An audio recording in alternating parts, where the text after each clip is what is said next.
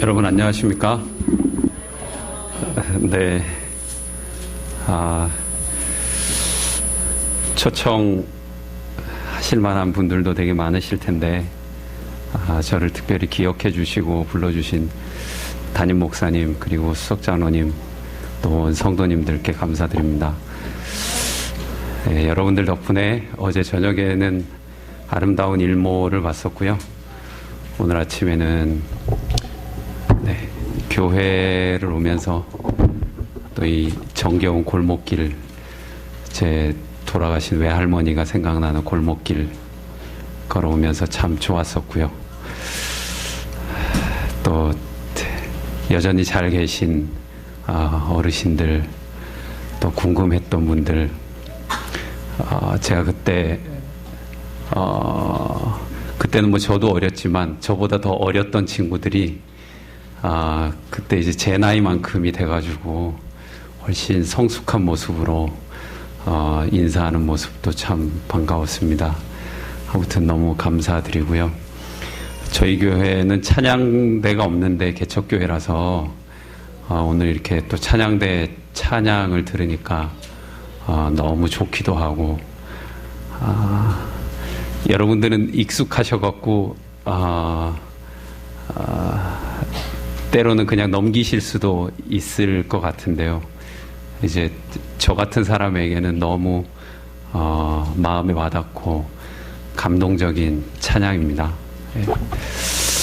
정말 여러모로 감사드리고, 제가 아까 교회 와서 앉아 있는데 무슨 착각이 드냐면요, 어제는 좀 약간 생소하고 어색했는데 오늘 아침에는 제가 한 19년 전으로 돌아간 것 같은 느낌인 거예요. 그래서 백전도사로 돌아간 것 같아서 마치 제가 앞에 나가서 찬양 인도도 하고, 또 목사님 밑에서 주차 그 차량 안내 하시던데 그것도 막 도와야 될 것 같고, 막 그런 생각이 제가 막 들어서 그게 좀 신기했습니다. 어쨌든 그 아련하고 따뜻했던 기억을 다시 돌려주신 여러분들께 정말 감사합니다. 오늘은 일상의 소명이라는 제목으로 말씀을 드리겠습니다. 사무엘상 17장 17절 18절을 보겠습니다. 사무엘상 17장 17절로 18절입니다.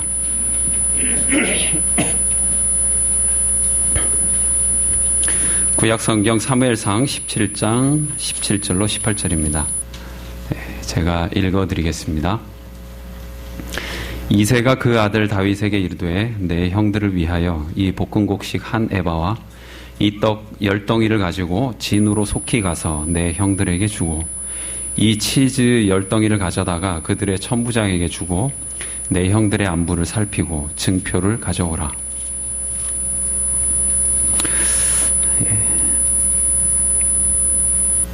옛날 이야기 하나 하겠습니다. 제가 여기 전도사일 때 담임 목사님이 이창섭 목사님이었습니다. 뭐 기대가 많았고 꿈도 있었던 것 같아요. 목회를 배우러 왔는데 제가 제일 먼저 시작한 일은 운전이었습니다. 그땐 제가 면허도 없어가지고 면허 따는 거 이 옆에 계신 김학근 장로님이 도와주셨어요. 제 운전 선생님입니다. 수련 전도사니까 많이 배워야 되는데 이 목사님은 절대 뭐라고 가르쳐주는 법이 별로 없었습니다. 그냥 좋은 거는 사모님이 매일 점심 저녁을 정말 맛있게 잘해주셨어요. 그리고 주로 하는 게 담임 목사님 운전기사였습니다. 목사님 신방을 따라 나가는 거죠. 그래서 제가 지금도 뭐 내세울 게 없지만 유일하게 자랑하는 게 있는데 그건 뭐냐면 운전을 잘한다고 자랑합니다. 자랑할 게 참 없죠. 운전 자랑하면 안 된다 그랬는데 그거 제가 참 잘해요. 주차도 잘하고. 그때는 이창섭 목사님께는 참 죄송한데 솔직히 담임 목사님 별로 마음에 들지 않았습니다. 여기 사랑하시는 분들이 참 많으실 텐데 정말 죄송합니다. 그때는 솔직히 그랬어요.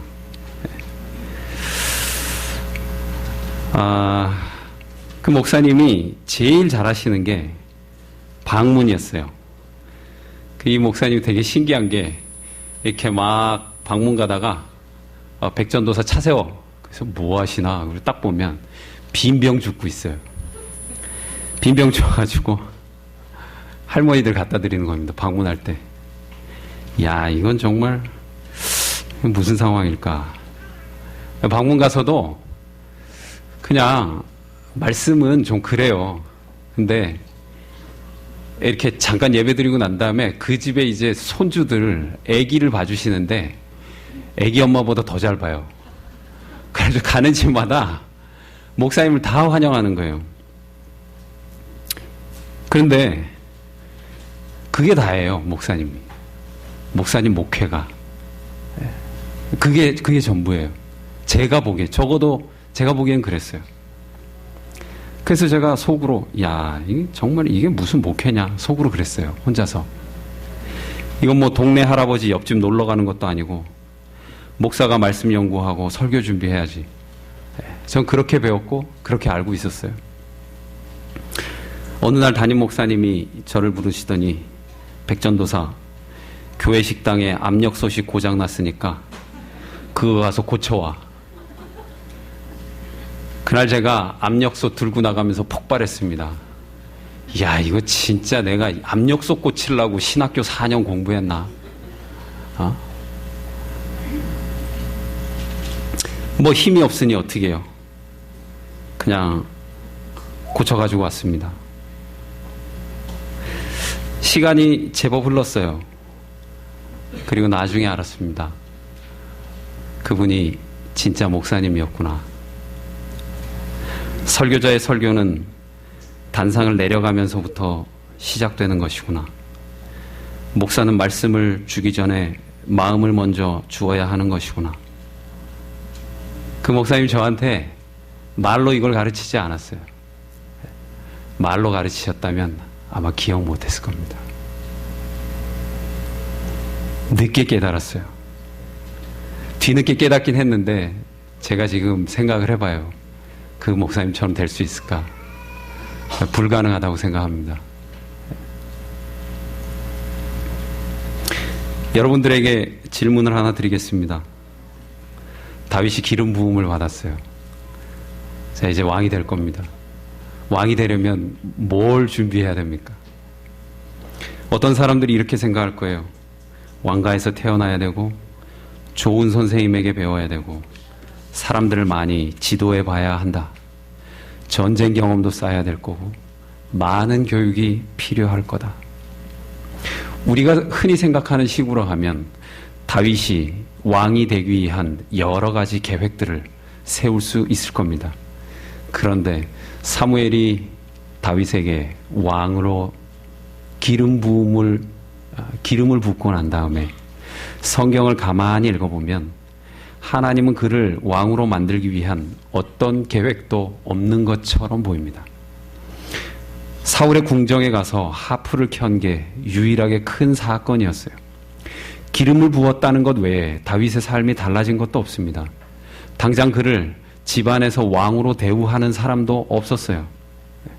왕으로 기름 부음 받은 후에 그에게 펼쳐진 것은 그 전날과 다름없는 일상에 불과했습니다.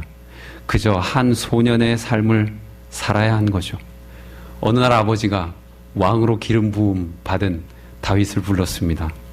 얘야, 이 도시락 형들한테 좀 가져다 주고 와라. 왕으로 기름 부음 받았는데 그에게 떨어진 일이 도시락 배달이었어요. 여러분 어떻게 생각하세요? 기름 부음 받은 왕의 후보예요. 그러면 그가 도시락 배달이나 하고 있어야 되겠습니까? 존귀한 사람이 그런 일 해도 되나요? 좀 더 고상하고 좀 더 큰 일, 좀 더 위대한 일을 해야 되는 것 아니겠습니까? 그런데 다윗은 달랐어요. 아버지 말씀에 바로 순종합니다. 재미있는 것은 일상의 이런 하찮은 부르심이 다윗과 골리앗의 싸움의 시작이었어요. 이스라엘 전역에 다윗의 이름을 알리는 계기가 된 것이 바로 도시락 배달이었다는 겁니다. 다윗이 만약에 아버지, 저 얼마 전에 기름 부음 받은 거 모르세요? 제가 이제 이런 도시락 배달 같은 거 해야 되겠어요?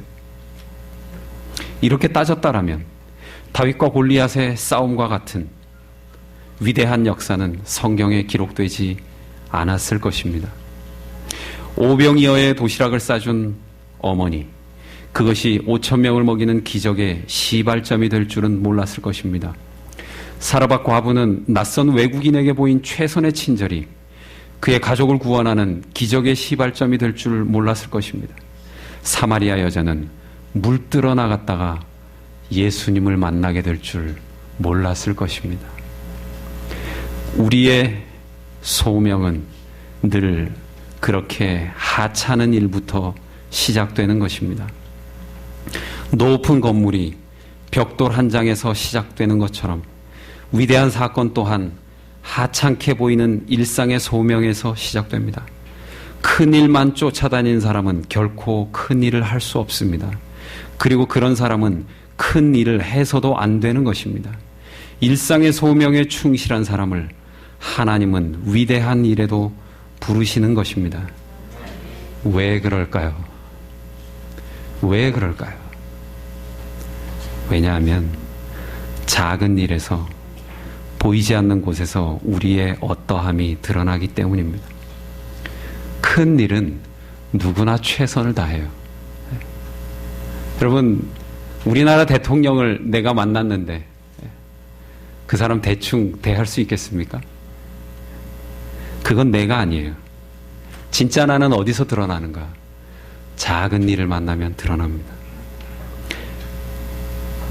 지위가 높은 인물을 만나면 누구나 잘 대접할 것입니다. 그러나 나보다 못한 위치에 있는 사람, 나보다 어려운 여건에 있는 사람을 만났을 때 그때 나의 진정한 인격이 드러나는 것입니다.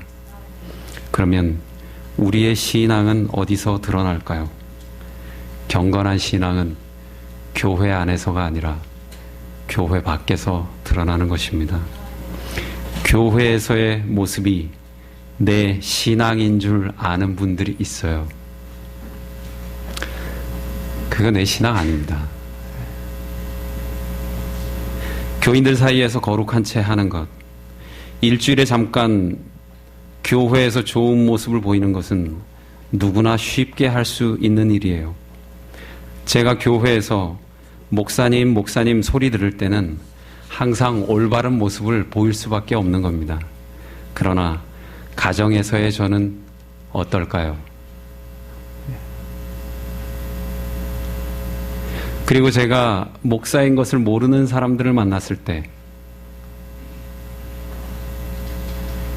제가 그 사람들을 대하는 방식,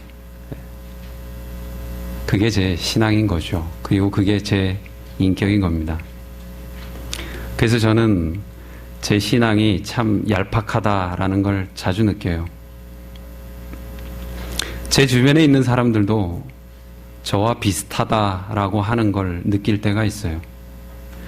어떤 남성들, 목사, 장로, 집사, 평신도, 교회에서는 참 경건해요. 그런데 집에 가면 아내를 때리는 사람이 있어요. 어떤 사람은 교회에서는 참 경건한데 목사, 장로, 집사, 평신도 모두 마찬가지입니다.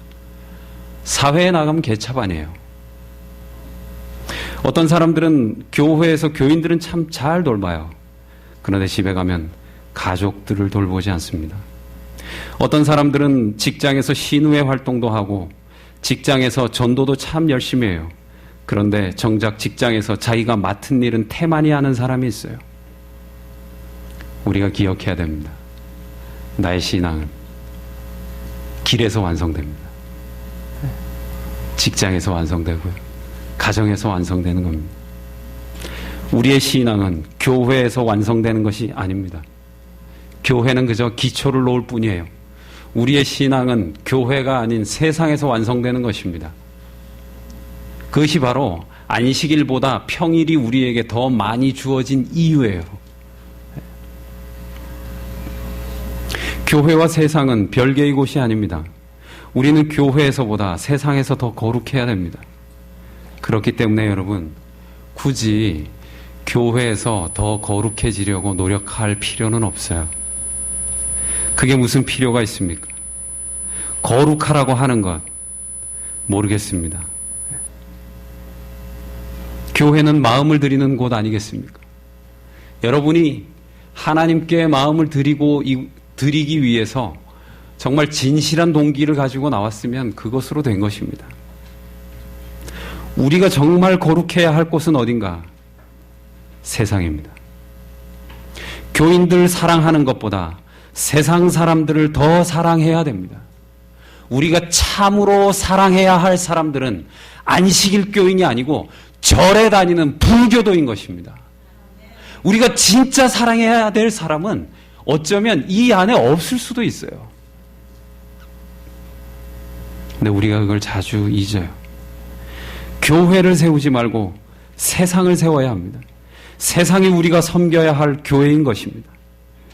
여러분, 예수님의 삶의 기록들을 잘 생각해 보세요. 복음서를 꼼꼼하게 뜯어보세요.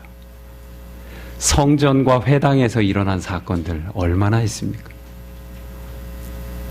예수님은 밖에서 거룩하게 살았어요. 그게 제사장, 서기관, 바리새인들과 예수 그리스도의 결정적인 차이였어요. 이 사람들은 성전에서 가장 거룩한 사람들이었어요.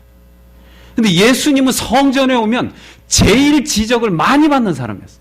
복장부터 그래요. 저같이 이렇게 깔끔하게 하고 다니는 사람이 아니었단 말입니다. 제사장들처럼 거룩한 사람이 아니었어요. 친구들을 봐도 그래요. 제대로 된 신앙인이 친구가 아니었어요. 예수의 친구들은요, 친구 보면 그 사람 아는 거 아니겠습니까? 이상한 사람들하고 다니는 사람이었어요.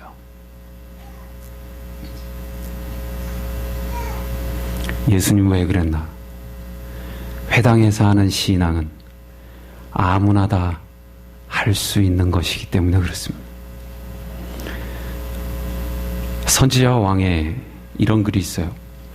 평범한 매일의 의무에 종사하는 동안, 곧 나무를 베고 정지 작업을 하고 농사를 짓는 동안 하나님을 위해 적극적으로 봉사할 수 있다. 그리스도를 위하여 자녀들을 양육하는 어머니는 목사가 설교하는 것과 마찬가지로 참으로 하나님을 위하여 일하고 있는 것이다. 우리들로 하여금 받으실 만한 봉사를 할 수 있게 하는 것은 훌륭한 재능이 아니라 매일의 의무를 양심적으로 수행하고 만족하게 여기는 정신, 다른 사람들의 복리에 대하여 소박하고 진실한 관심을 가지는 정신에 있다. 하나님이 받으시는 봉사 뭐라 그랬어요? 여기 선지자가 매일의 의무를 양심적으로 수행하고 만족하게 여기는 정신, 다른 사람들의 복리에 대하여 소박하고 진실한 관심을 가지는 정신에 있다 그랬습니다. 제 친구가 참 착한 친구가 있어요. 되게 온순해요. 근데 이 친구 운전대만 잡으면은 입이 걸레가 돼요. 우리가 다 그러지 않습니까? 근데 이 친구가 어느 날 운전을 하면서 욕을 안 하게 됐어요. 왜 그렇게 됐는지 아십니까? 그 친구 아이가 어릴 때 일이었어요. 5살인가 그랬는데 운전을 막 하고 가는데 꼭 욕 나오게 하시는 분들이 있잖아요. 선생님들이. 운전을 막 하고 가는데 갑자기 어떤 차가 자기 앞으로 차선을 급하게 변경하면서 확 끼어들더래요. 그래서 이 친구가 평소에 하는 것처럼 야이 하려 그러는데 뒤에서 5살 난 자기 아들이 야이 개새끼야 그러더래요. 5살짜리가. 그래서 얘가 그 다음부터 욕을 안 해요. 운전하면서. 굉장히 조심한대요, 자기가. 우리 운전대 잡으면 우리 그리스도인이에요, 그리스도인 아니에요? 차 안에서 그리스도인입니까, 그리스도인 아닙니까? 저는 그거를 굉장히 자주 잊어요. 네. 굉장히 자주 잊습니다. 사탄이 예수님에게 했던 것처럼 돌을 빵으로 만들라거나 높은 건물에서 뛰어내리라는 시험은 내 평생에 통틀어서 만날 일이 많지가 않아요. 우리가 주로 만나는 시험은 일상의 시험입니다. 길에서 누가 나를 툭 치고 지나갔을 때, 운전할 때 누가 내 앞에서 급하게 끼어들었을 때, 아니면 동네 시장이나 마트에서, 아니면 직장에서 직장 상사나 직장 후배와의 시험이죠. 내가 만나는 고객과의 시험입니다. 바이어와의 시험이에요. 학교 친구들 사이의 시험입니다. 가족 간의 의견 충돌의 시험을 받아요. 그때 그리스도인인 나는 어떻게 했느냐 하는 겁니다.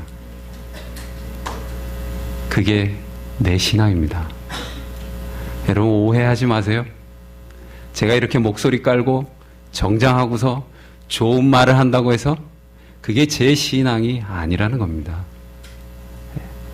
제가 방금 말씀드린 상황에서 제가 하는 행동, 제가 먹은 마음이 그게 제 신앙이에요. 제가 자주 느껴요. 아, 내 신앙이 참 얄팍하구나.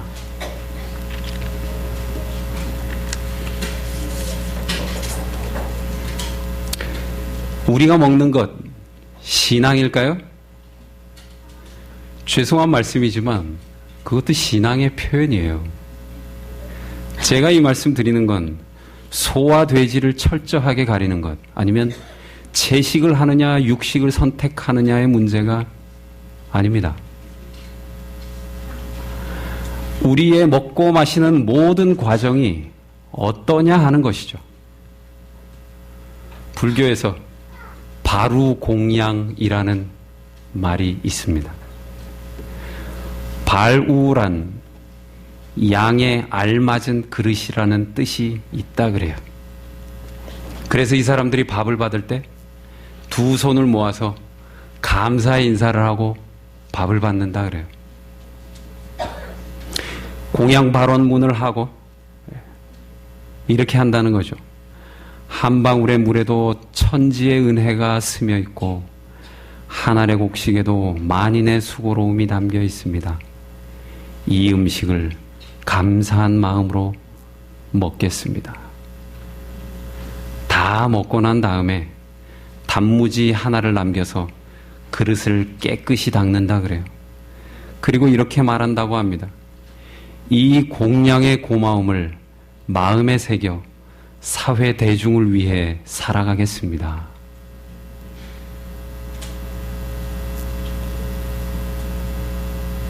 어떻습니까? 우리가 소, 돼지 가리느라고 마음이 빼앗겨서 정말 밥을 먹을 때 가져야 할 진실한 마음가짐. 제가 그런 마음이 있기 때문에 이 말씀을 드리는 거 아닙니다. 그냥 한번 생각을 해보자는 거예요. 농부에 대한 고마움. 이 밥이, 이 쌀이 식탁으로 오기까지 정말 거친 수많은 사람들. 그리고 그 밥을 먹고 난 다음에 나의 삶에 대해서 우리가 어떻게 생각하느냐 하는 것입니다. 안타깝지만 식사의 정신은 이러한 불교도들에게 배워야 할지도 모릅니다. 무엇을 먹느냐 하는 것도 중요하겠지만 어떤 마음으로 먹느냐 하는 것 더 중요하지 않겠습니까? 그렇기 때문에 우리의 먹음도 신앙 행위입니다. 우리가 보는 것, 그것도 신앙이겠죠. 무엇을 보느냐도 중요하겠지만 어떻게 보느냐 하는 것 더 중요한 것 아니겠습니까? 우리 형제들을 심판자의 시각으로 보느냐 아니면 따뜻한 연민의 정으로 보느냐 하는 것입니다. 우리가 듣는 것 또한 신앙 행위겠죠. 무엇을 듣느냐 하는 것도 중요하겠지만 어떻게 듣느냐 하는 것 더 중요하지 않겠습니까?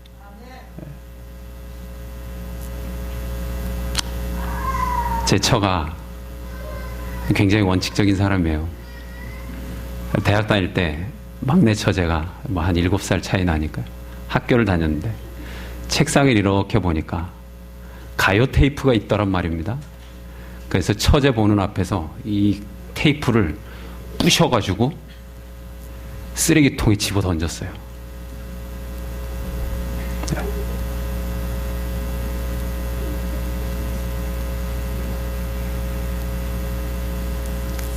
뭘 듣느냐 중요하겠죠. 우리가 듣는 데 있어서 뭘 가려야 하는지 많이 말해왔어요. 그런데 우리가 말하지 못했던 게 있었어요. 그동안 우리 자녀들에게 가르치지 못했던 게 있었단 말입니다. 어떤 마음으로 듣느냐라고 하는 거 우리 그거 자주 말하지 않아요.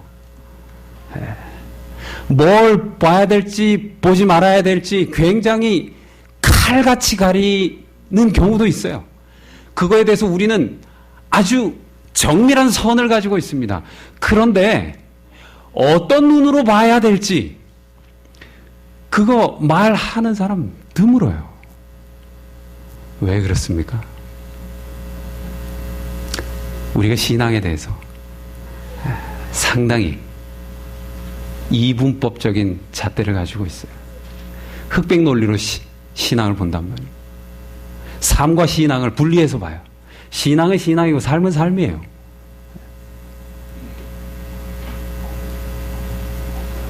무슨 의도가 있을까?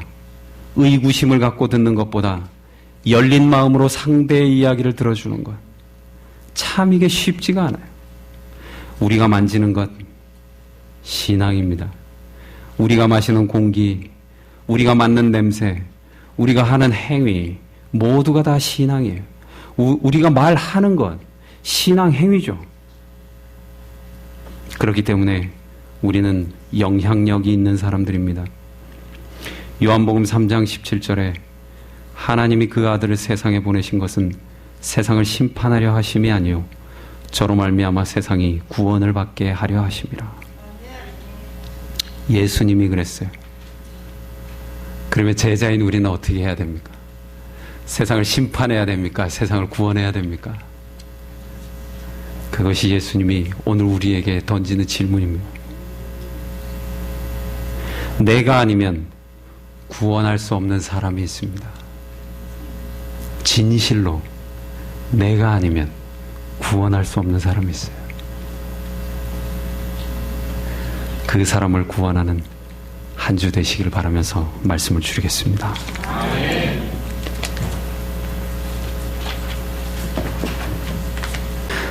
하나님 아버지, 하나님의 주신 은혜를 생각하면서 저희들이 작은 헌물 하나님 앞에 가지고 나왔습니다. 저희가 드린 헌물 기억지 마시고 저희의 마음을 받아주시고 또 이 시간 이 좋은 안식일에 우리와 함께 예배하지 못하는 또 안식이 없이 살아가는 수많은 백성들 기억하여 주시고 우리가 이 땅에서 남은 무리 재림교인으로서 어떻게 살아야 할지 하나님께서 우리의 발걸음을 친히 인도하여 주십시오. 하나님 세워주신 용산교회 모든 성도들과 또 목사님, 사역자들 합심하여서 하나님 은혜를 이곳에 잘 나누어주는 귀한 직분 감당할 수 있도록 도와주시기를 예수 그리스도 이름으로 기도드립니다. 아멘. 아멘.